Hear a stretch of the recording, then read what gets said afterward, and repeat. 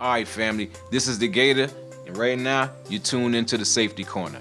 Every episode we're gonna cover the do's and don'ts. So today it's all about autocross. Let's cover the don'ts. All right.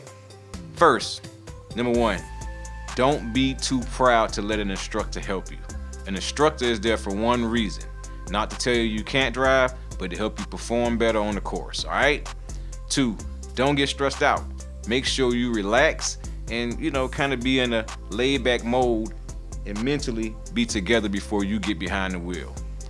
Three, don't be a bad representative of the sport. Clean up behind yourself. You don't want to draw unnecessary attention or behave in a disorderly way because other drivers might be preparing to make their first run. Four, don't do burnouts on the autocross track or when you leave the autocross track, all right?